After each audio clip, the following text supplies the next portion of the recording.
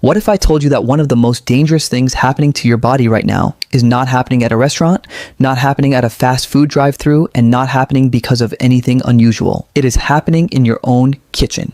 Tonight, probably while you are trying to do the right thing. There is a habit that somewhere between 600 million and a billion people repeat multiple times every week without a single moment of hesitation. They cook too much. They save the leftovers. They are going to reheat them tomorrow.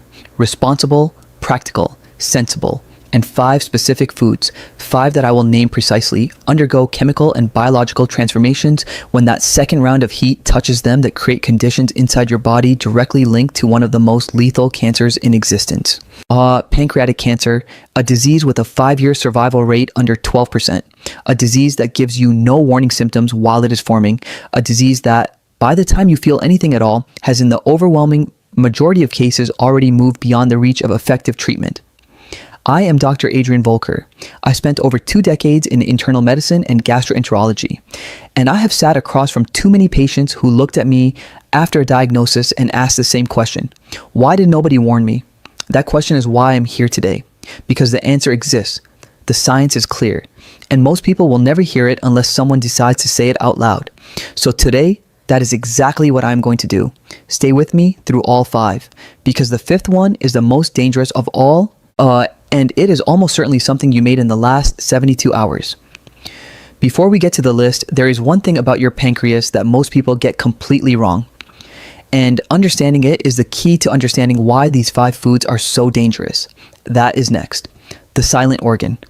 Why your pancreas is different. Before we go through the list, I want you to understand something about the organ we are protecting, because this is not common knowledge and it should be. Your pancreas sits quietly behind your stomach. It has 2 critical jobs. It produces digestive enzymes that break down the food you eat, and it produces insulin, the hormone that regulates your blood sugar every single hour of every day. Here is what makes it different from almost every other organ in your body. It does not hurt when it is being damaged. Your liver will eventually show up in blood tests. Your kidneys will show abnormal numbers. Your heart sends signals. Your pancreas is silent. It absorbs chronic inflammation, toxic compounds, and metabolic stress across months and years and gives you nothing. No ache, no swelling, no visible sign. By the time pancreatic cancer produces symptoms, a jaundiced eye, an unexplained weight drop, a dull persistent ache beneath your ribs, the tumor has in most cases already spread to surrounding lymph nodes or other organs. Stage 3, Stage 4, the window for meaningful intervention has in most cases already closed. I tell you this not to frighten you, but to explain why what happens inside these 5 foods the second time you heat them is not a small or theoretical concern. The damage does not happen all at once. It accumulates quietly over years, and your pancreas will never ask for help. Now, the 5 foods. Before we start, how many times did you reheat something just this week? Drop the number in the comments. Be honest, this matters. Food number 1, reheated fried food. The one the wellness world got completely wrong. I want you to picture something specific. Last night's leftover fried chicken. Those golden crispy spring rolls from the takeout container still sitting in your fridge. Those thick-cut chips you wrapped in foil because it felt wasteful to throw them away. What do you do the next day? Most people do one of 2 things. They toss it in the microwave, or they heat a little fresh oil in a pan to bring back the crunch. That second option, that instinct to refry for texture, is one of the most chemically dangerous things you can do to food. Here's why. Cooking oils, specifically the ones most common in home kitchens right now, sunflower, corn, soybean, vegetable blend, are highly unstable under sustained or repeated heat. When you heat them a second time, they undergo what chemists call deep oxidative breakdown. That process generates a class of toxic compounds called aldehydes. The 2 most studied are 4-hydroxynonenal and malondialdehyde. These are not trace amounts. Studies published in peer-reviewed journals found that reheated vegetable oils produce aldehyde concentrations far exceeding safety guidelines in a single serving. What do these compounds do once they are inside you? They generate massive quantities of free radicals. Think of free radicals as microscopic fire. Hundreds of tiny, chaotic sparks flying in every direction, landing on your healthy cells, penetrating cell membranes, corrupting the DNA inside those cells, the precise genetic instructions that tell each cell when to grow, when to stop, and when to die. When that code is corrupted enough times, the cell stops obeying it. It starts multiplying when it should not. that is the beginning of cancer. And your pancreas is one of the most metabolically active organs in your body. It processes nutrients from everything you eat. It is one of the first organs to receive the chemical load from your food after it passes through your gut wall. That means it gets the highest exposure to these aldehyde compounds with every single meal involving reheated fried food. But it is not just the direct chemical damage. When your body detects these compounds, it launches a full inflammatory response to contain the assault. A completely normal protective reaction. The problem is what happens when that response never turns off. Eat reheated fried food twice a week for years, which is most households in most countries, and your pancreas is operating inside a state of permanent low-grade inflammation. A pancreatitis that never becomes dramatic enough to diagnose but never fully resolves either. A permanently inflamed pancreas is a pancreas under constant chemical stress trying to perform precision biochemical work. Eventually, something breaks, and it does not break loudly. Mal, how many times did you reheat fried food just this week? Put the number in the comments. I want to see the real numbers because most people have never connected this habit to what I'm describing right now. Rule 1, absolute and non-negotiable. Never reheat fried food in oil. Not fresh oil, not the original oil, not any oil. Use a dry oven at 180 degrees Celsius or an air fryer. Dry heat restores texture without creating a single molecule of additional aldehyde damage. Rule 2, frying oil is single use only. Cook with it once. Dispose of it the same day. The next time you see a bottle of cooking oil sitting beside a pan, understand that you are looking at a decision with real health consequences, not just a minor convenience question. Tied, food number 2, reheated leafy greens. The healthy habit that carries a hidden chemical risk. I want to be clear about something before I explain this one. I'm not telling you to stop eating leafy greens. Spinach, kale, Swiss chard, arugula. These are among the most nutritionally dense foods on the planet. I eat them. I recommend them. That is not what this is about. This is about what a second round of heat does to a specific compound inside them that changes their chemistry entirely. Picture this. Sunday evening, you cook a beautiful pan of sautéed spinach with olive oil and garlic. Dark green, wilted perfectly. You feel genuinely good about this choice. You refrigerate the leftovers. Monday lunch, 90 seconds in the microwave. It smells the same, looks the same, tastes the same, and while you are eating it, those 90 seconds have triggered a chemical process the World Health Organization has directly linked to cancer risk. Here is the science. All leafy greens contain naturally occurring compounds called nitrates. Fresh and properly handled, they are completely harmless, zero concern. But once you cook them and they begin to cool, bacteria naturally present in the food begin converting those harmless nitrates into nitrites. When you apply heat a second time, those nitrates react with amino acids in the food and form nitrosamines. The International Agency for Research on Cancer classifies nitrosamines as probable human carcinogens. More specifically, they are genotoxic, meaning they penetrate directly into the nucleus of your cells and damage DNA from inside the genetic machinery itself. Your repair systems catch most of the damage most of the time, but not all of it. The corruptions accumulate, and the relationship between chronic nitrosamine exposure and pancreatic cancer is not theoretical. It is documented in peer-reviewed epidemiological studies going back 30 years. Each additional heating cycle multiplies the problem. The first cook converts some nitrates to nitrites. The first reheating triggers initial nitrosamine formation. The second reheating multiplies that formation. That batch of spinach you made Sunday and have been reheating through Wednesday is a completely different chemical compound than what you started with. How many times this week did you cook leafy greens and reheat them the next day? Be specific. Wash. The people reading this alongside you need to see these numbers too. Eat your cooked greens cold. Cold sautéed spinach in a grain bowl is exceptional. Fold it into a wrap. Toss it in a salad with olive oil and lemon. Every nutrient is still there. Zero nitrosamine formation because there is no second heat event. If you need them warm, cook only what you are eating right now, not a batch for 3 days. And if you must reheat, do it once only, heat it fully, and eat it all immediately. Never return reheated greens to the refrigerator. Food number 3, reheated rice. The one hiding in plain sight in nearly every kitchen on earth. This one is the most universally practiced habit on this list. every household, every culture, every income level, the large batch of rice that you have been reheating portions of all week. And the danger inside it has nothing to do with anything you can detect with your senses. I need to introduce you to a bacterium called Bacillus cereus. It is present in raw rice from every supermarket in every country. Cooking kills the active bacteria, but it does not kill the spores. A spore is a hardened biological survival structure that certain bacteria produce specifically to survive conditions that would kill them. Boiling water does not destroy them. Normal cooking temperatures cannot touch them. They sit in your perfectly cooked rice, completely invisible, completely undetectable by smell or taste, dormant, waiting for the temperature to drop into their ideal multiplication range, which is exactly the temperature of your kitchen counter as your rice cools after cooking. Sabur. The moment the temperature drops below about 60 degrees Celsius, those spores activate. They multiply, and they produce toxins. Here's the detail that changes everything. One of those toxins, cerulide, is heat stable. Your microwave kills the live bacteria, but the toxin already produced during multiplication, it survives reheating completely intact.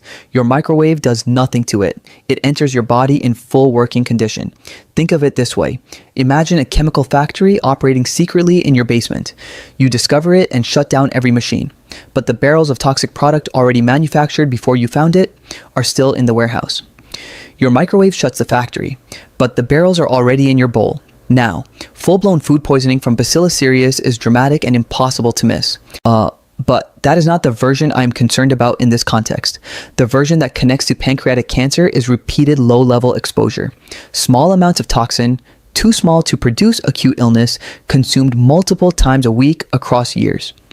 Because science has now clearly mapped what researchers call the gut-pancreas axis.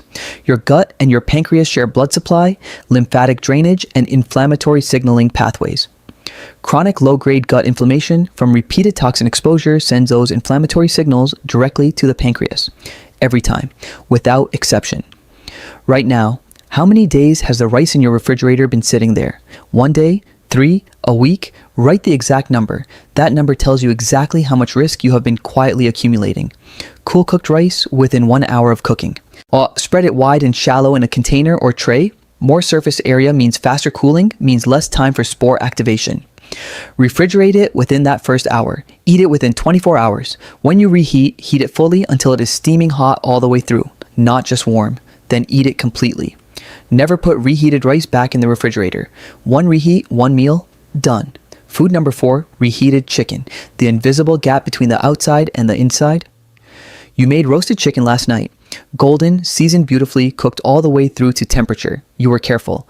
This morning, you refrigerate what is left. Lunchtime, 2 pieces on a plate, 2 minutes in the microwave, you touch the outside, hot, and you eat. That check, that single touch of the outside surface to verify doneness. That is where the danger lives, and it is a gap that most people will never think twice about until they understand why microwaves are fundamentally different from ovens. A microwave does not heat food the way a conventional oven does. It works by exciting water molecules inside the food to generate heat.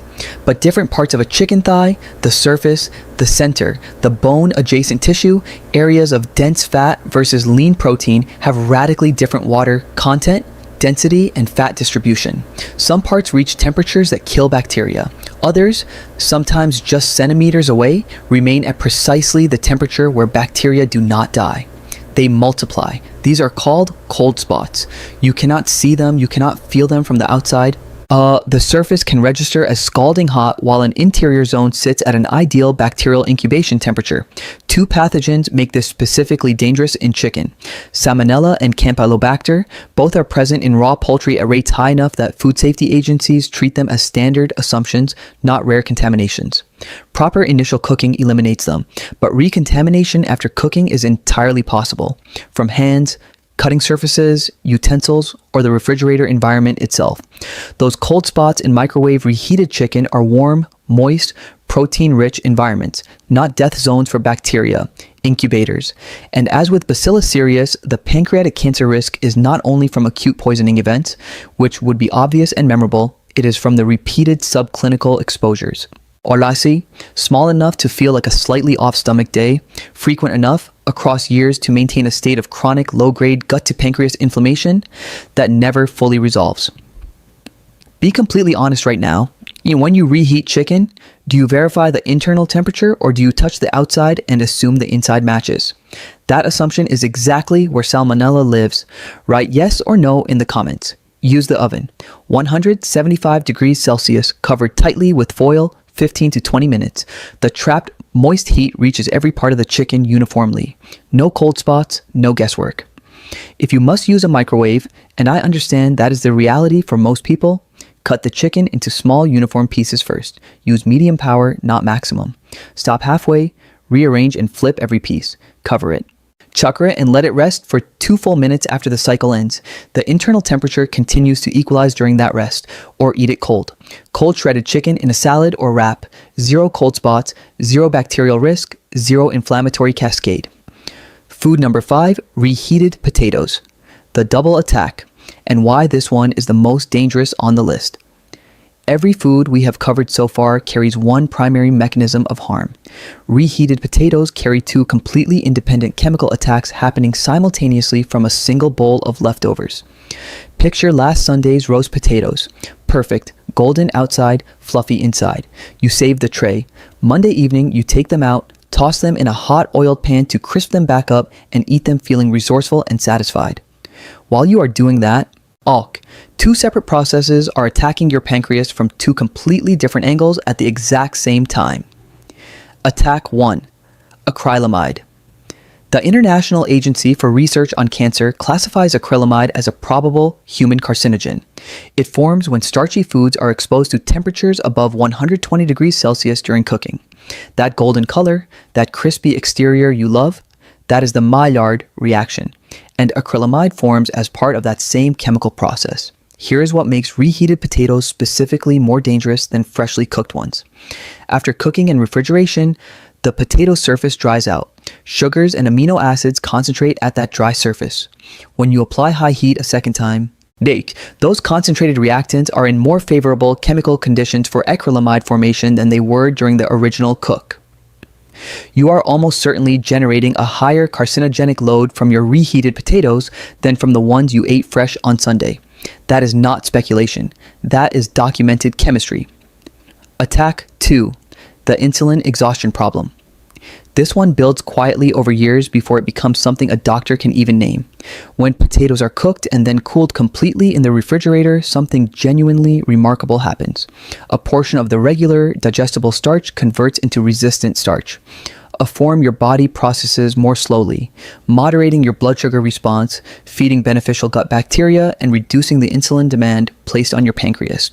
While key, a cold-cooked potato is metabolically a completely different food than a hot one. The moment you reheat that potato at high temperature, that resistant starch reverts to regular, rapidly digestible starch. The beneficial transformation is destroyed in under 2 minutes. What replaces it is a sharp, rapid blood sugar spike. And who responds to every blood sugar spike in your body? Your pancreas, specifically the beta cells that produce insulin, forced into a sudden, large, urgent release. Once, completely normal. That is what beta cells are for. 3 times a week, every week for years. Those beta cells are being driven into repeated emergency production cycles. They fatigue, their insulin output becomes less efficient. They degrade. And progressive beta cell exhaustion is a documented clinical pathway toward the chronic metabolic conditions that precede pancreatic cancer. Not a side effect, a direct mechanistic pathway. And if you refry those potatoes in oil, you are stacking all the food, one's aldehyde dangers directly on top of Food 5's acrylamide and beta cell assault. Maximum chemical damage, maximum metabolic stress concentrated into a single dish. Every hazard from this entire video simultaneously. How many times this week did you reheat potatoes? And did you refry them in oil? Write both answers. I want people watching this later to see the real patterns. Eat cooked potatoes cold whenever you possibly can. Cold potato salad with good olive oil, apple cider vinegar, and fresh herbs. You keep every gram of resistant starch. You generate 0 additional acrylamide, and you give your pancreatic beta cells a meal they do not have to fight. If you need them warm, use the lowest heat that just takes the chill off. Warm, not hot. Steam them gently. And never, under any circumstances, refry an already cooked potato. A fresh potato fried once is a completely different chemical event than a cooked potato fried twice. Recovery, action, and the one call that matters. We have now gone through all 5. And before you leave this video, I need to tell you something that I think matters more than everything else I have said. If you have been doing these things for years, and most of you have, because most people have, it is not too late. That is not a comfort phrase. That is biology. Chronic inflammation can decrease. Wait, damaged cells get replaced by healthy new ones. Your body is running a constant repair operation every moment of your life. The conditions we discussed are not a sentence.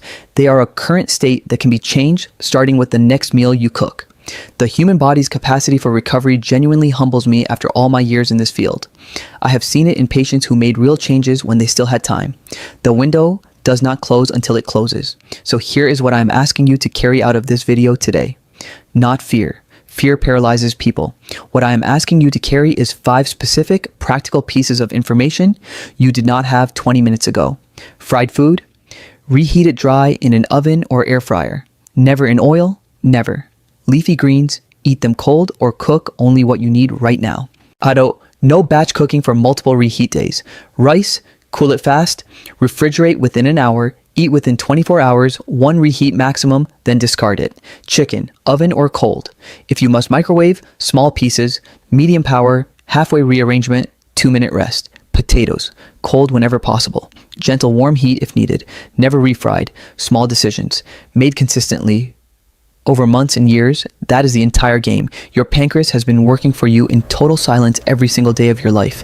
It has never asked for anything. It has never complained. It has never given you a single warning signal, no matter what you put into your body. Starting tonight, give it something back. If this gave you something real today, and I believe it did, I need you to do one specific thing before you close this video. Think right now of one person in your life.